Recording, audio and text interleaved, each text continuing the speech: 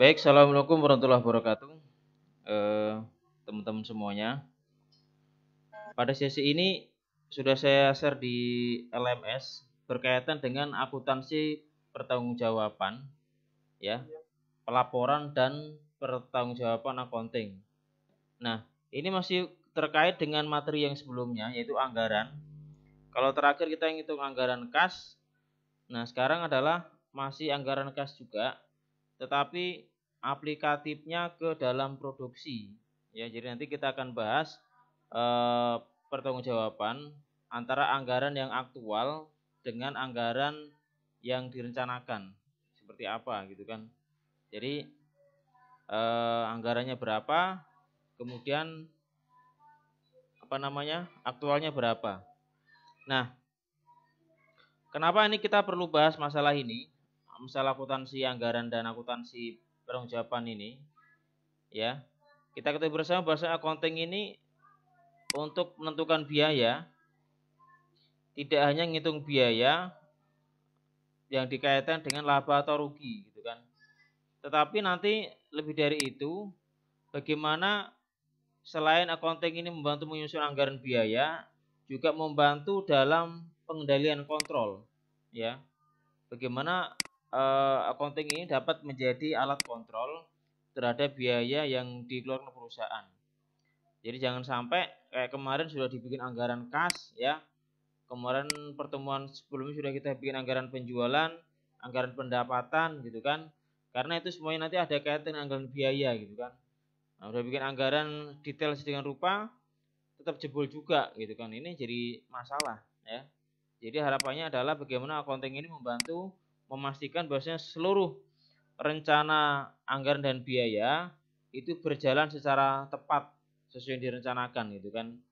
Misalkan dia ada perubahan, berarti perubahannya itu bisa dihitung gitu kan, atau bisa dihitung sedemikian rupa sehingga tidak menimbulkan kerugian yang besar di perusahaan. Ini adalah langkah pertama awal kenapa kita membahas di accounting itu ada namanya accounting pertanggungjawaban, ya kan. Kemudian berikutnya adalah berkaitan dengan efektif dan efisiensi, ya. Jadi bagaimana agar kontrol ini efektif dan efisien, maka accountingnya ini harus didesain sebaik mungkin, ya. Sehingga dalam arti misalkan di sini ada sistem aktivitas dicatat dan dilaporkan kepada yang bertanggung jawab, entah itu manajer atau bagian lain di perusahaan, di mana dia memiliki wewenang untuk mengontrol aktivitas pelaporan daripada accounting ini, ya. Jadi accounting ini nanti maksudnya gini, ada berkaitan dengan biaya yang kemarin itu, ya, biaya anggaran, ya, biaya kas, biaya produksi gitu kan. Nanti semuanya itu bagaimana agar efektif dan efisien dalam mengendalikan gitu kan, sehingga nanti pelaporannya jelas gitu kan.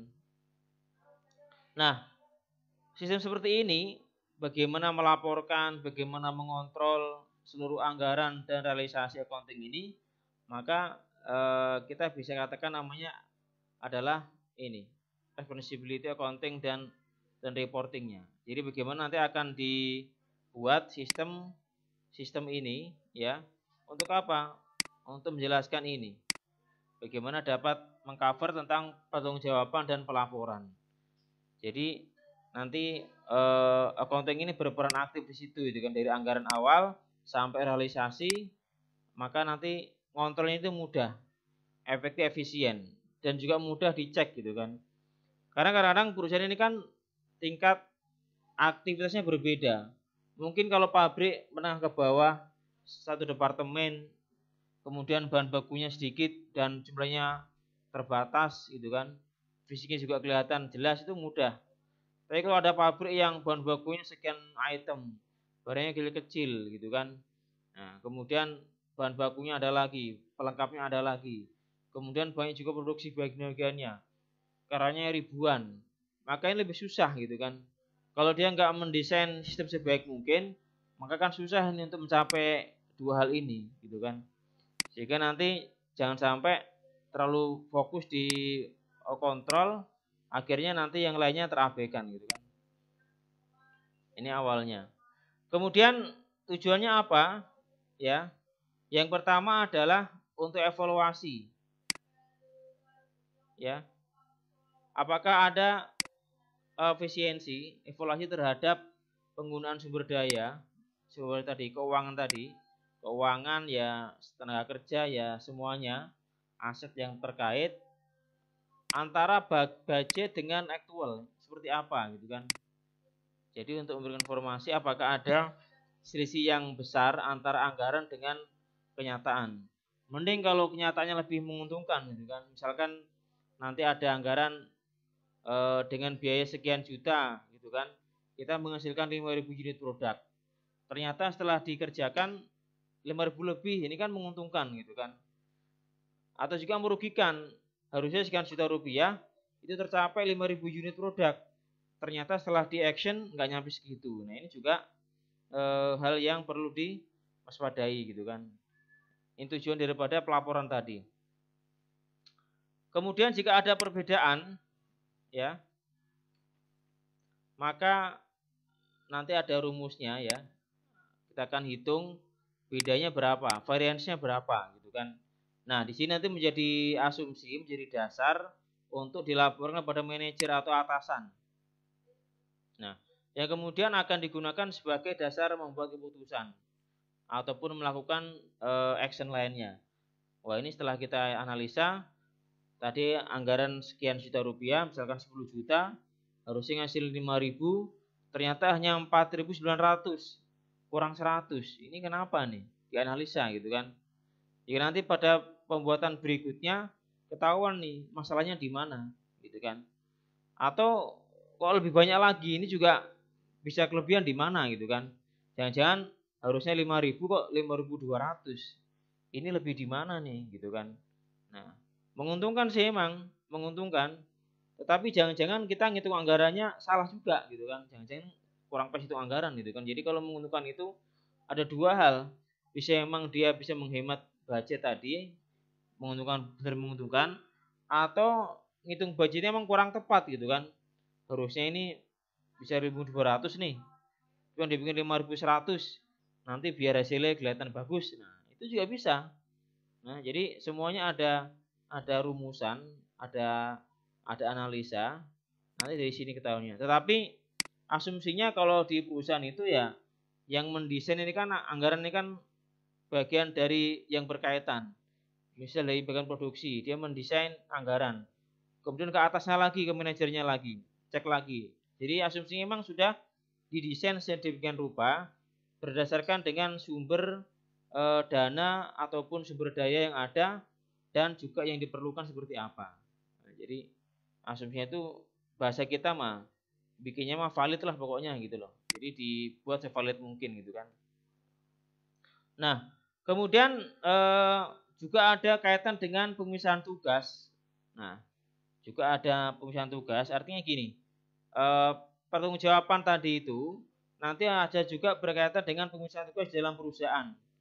Antara manajer satu dengan lainnya harus ada pemisahan tugas gitu kan. Artinya satu orang manajer dia tidak boleh memiliki tanggung jawab yang sama dengan manajer lain. Di sini misalkan ada contoh ya. Misalkan jangan sampai manajer bagian accounting itu juga memiliki wewenang dengan manajer bagian produksi gitu kan. Atau manajer produksi dia juga punya wewenang seperti manajer bagian penjualan. Ini kan nggak mungkin gitu kan.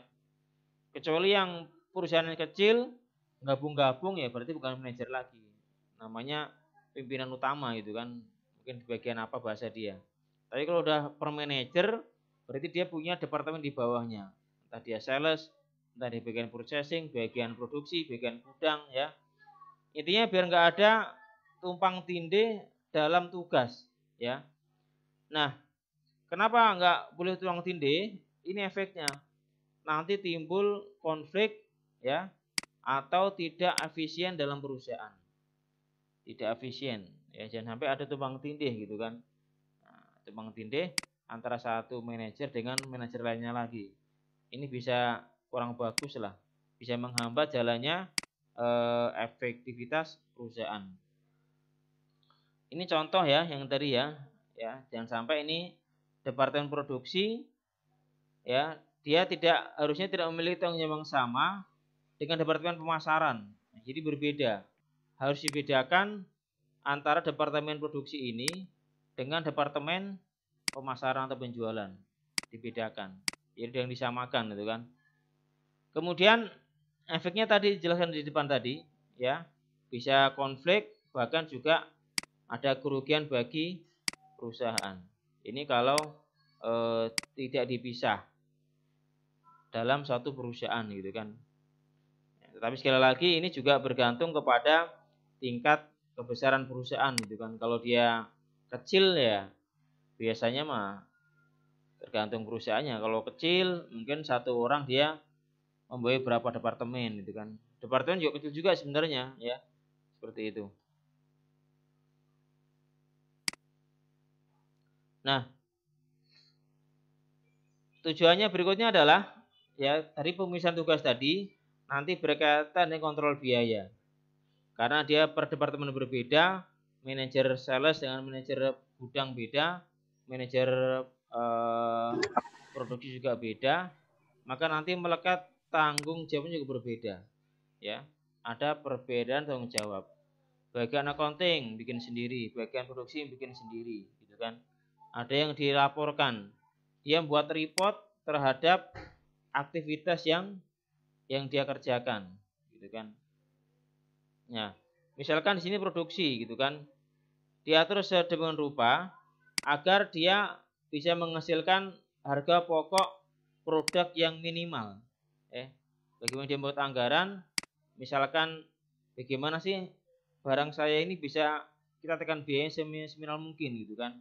Sehingga nanti kalau harga produknya adalah kecil, HPP-nya, harapannya adalah labanya meningkat, gitu kan, labanya besar. Ya, bagaimana misalkan kita jual 10.000, harga jual 10.000, HPP-nya bagaimana dibuat cuma misalkan 6.000 gitu, jadi untung 4.000. Apalagi bisa dibuat 5.000 gitu kan. Nanti dia yang mendesain anggaran awal, meskipun nanti juga harus persetujuan dengan pimpinan di atasnya lagi gitu kan. Nah, berikutnya sehingga berkaitan yang pertama tadi, hal yang tadi kita bahas di depan tadi, maka program ini mencakup semua departemen, mencakup semua manajer yang berkaitan dengan anggaran. Pokoknya kalau dia bikin anggaran atau yang berkaitan dengan aset yang dia bikin anggaran, dia wajib membuat tanggung jawab tadi. Ya, membuat laporan pengendalian. Dalam hal ini adalah laporan yang dia buat. Entah laporan produksi, entah laporan gudang, entah itu laporan penjualan gitu kan. Nah, baik ini contoh-contohnya saja ya, di anggaran ataupun lain-lainnya. Nah, jadi nanti dia buat laporan setelah dia dibuat anggaran, kemudian di action, dia buat laporan. Nah, laporan ini nanti menjadi alat kontrol untuk pengendalian biaya. Jangan-jangan di bagian ini terlalu boros nih, gitu kan. Nah, ini sebagai semuanya intinya sebagai bahan informasi dalam pengambilan keputusan untuk masa-masa berikutnya. Oke, slide ke-9. Silakan jika ada pertanyaan. Ini slide ke-8. Ya. Paham ya? Intinya seperti itu ya. Intinya adalah setiap bagian dia mesti membuat report ya sebagai bentuk pertanggungjawaban terhadap pimpinan, gitu kan. Ini beberapa tujuannya sebagai motivasi, gitu kan. Semuanya ya, entah itu company, entah itu perorangan, agar memberikan perform terbaik bagi perusahaan, gitu kan. Nah, ini tujuan yang kemudian berikutnya adalah untuk identifikasi jika ada inefisiensi setelah dia terima laporan, ada nggak sih yang nggak efisien gitu kan, ketahuan dari situ kan, ada nggak yang nggak efisien di bagian apa, di bagian departemen mana, kemudian manajernya siapa, kemudian cost-nya itu cost apa yang nggak efisien gitu kan. Nanti kelacak dari situ. Dan ini rutin dilaksanakan gitu kan. Terus dicek gitu kan.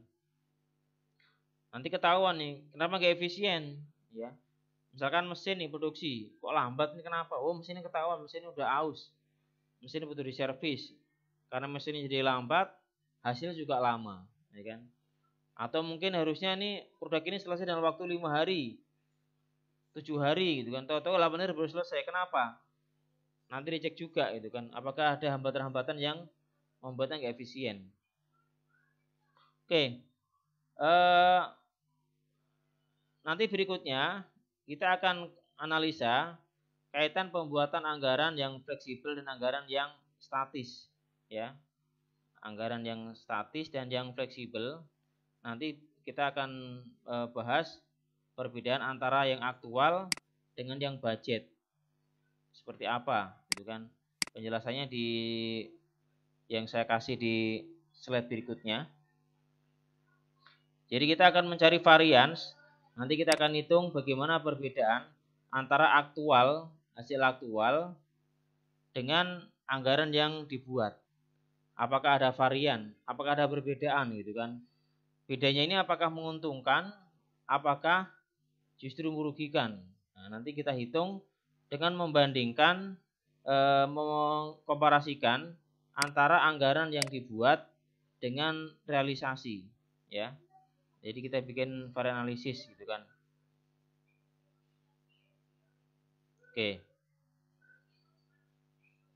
Ini silakan dibaca saja. Nanti kita lanjutkan lagi. Nah, langsung ke sini. Mana tadi? Udah tadi ya. Nah, di sini.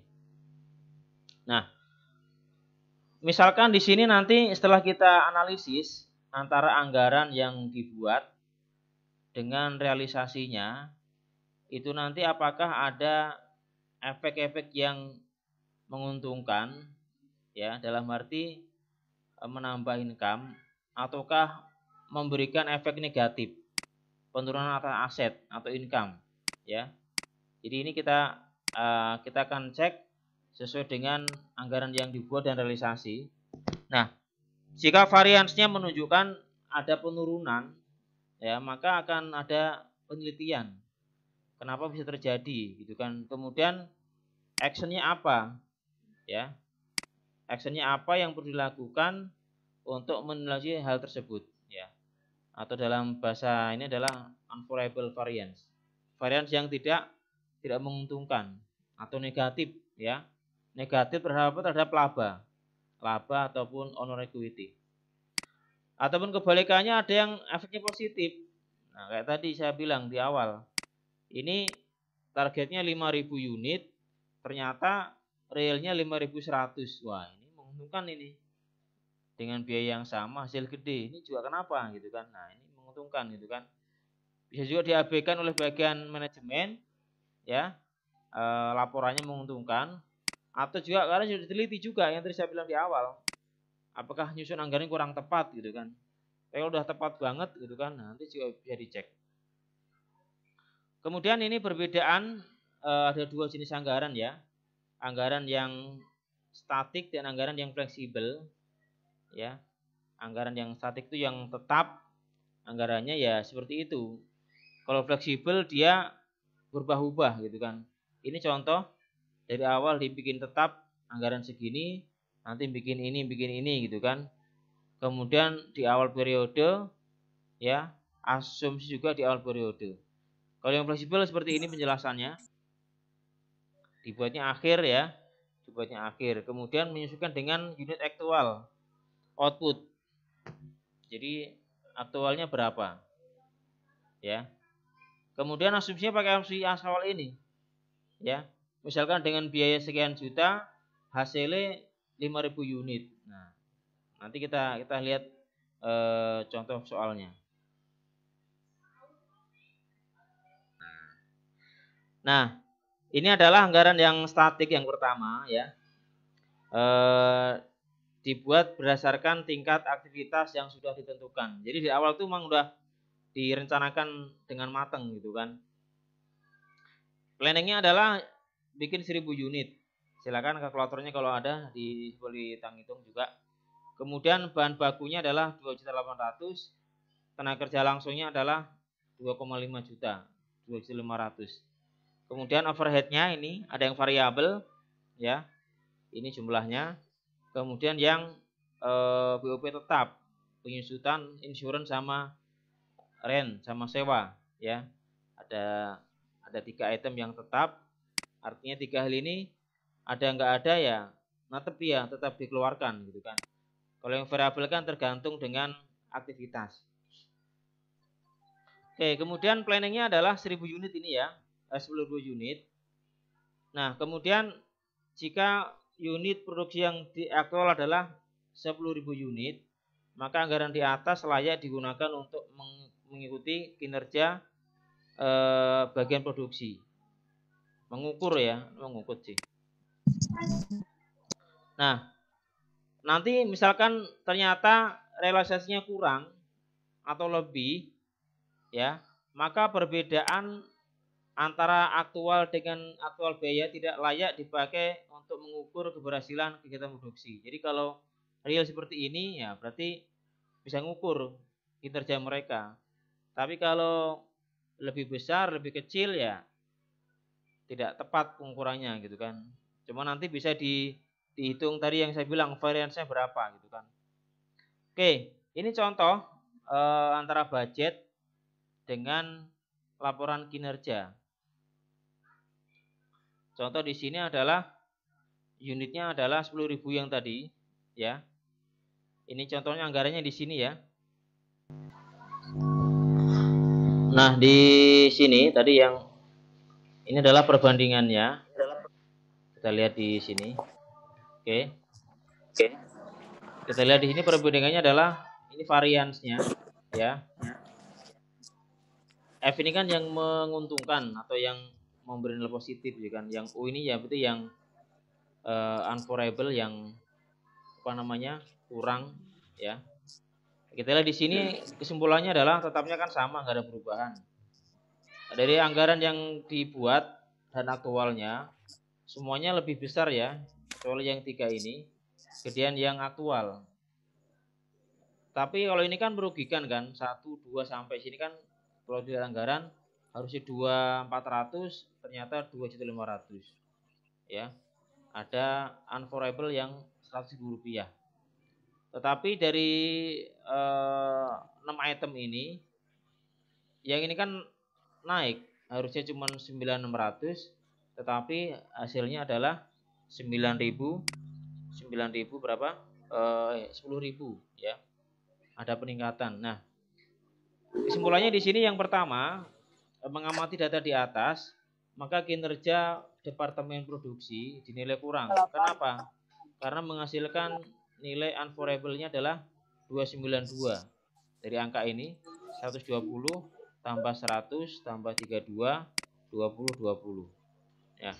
Secara data emang dia kurang bagus, tetapi ini kita kan mengukur kinerja ya.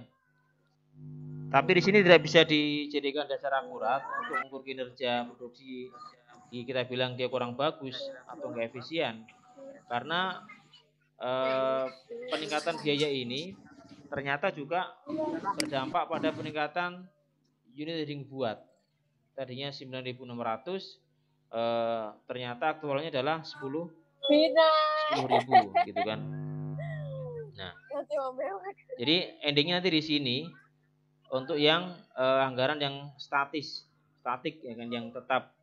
Jadi ini adalah anggaran awalnya, ini adalah hasil yang realisasinya seperti ini. Nah, sehingga kesimpulannya adalah ini ya, menghasilkan unfavorable sebesar 292.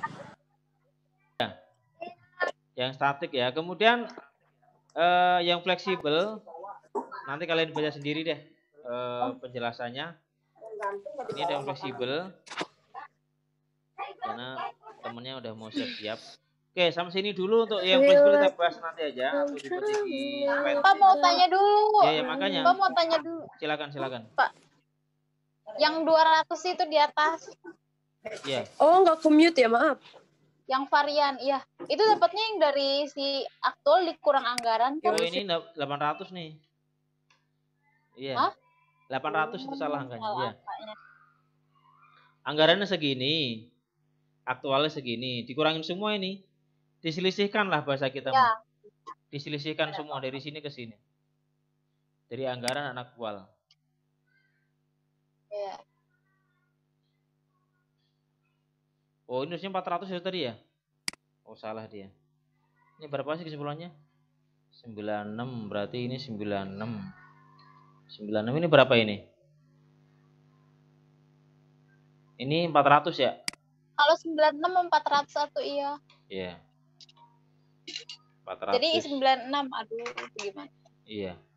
Kepalanya di situ Iya, jadi ini variansinya yang Anda hitung, ya. Kemudian untuk yang fleksibel, nah ini lama lagi nih. Nah, silakan nanti ini alisanya agak panjang. Silakan dihitung juga, dicek-cek juga alisanya. Caranya sama dengan di atas ya, sama dengan di atas. Cuma nanti dia akan rentangkan tentang aktivitas antara 96, 10.000 sama yang ini 10.400. Oke, untuk yang materi saya cukup. Nanti yang fleksibel lebih lanjut silakan dibaca yang udah saya share filenya, ya. Gak tahu nih yang nonton YouTube nanti ngerti nggak nih ya kan? Karena nggak yang datang ke nonton YouTube nanti ini silakan baca juga penjelasannya. Sekarang kelompok siapa nih maju ke depan? Yang mau maju siapa? Maju ke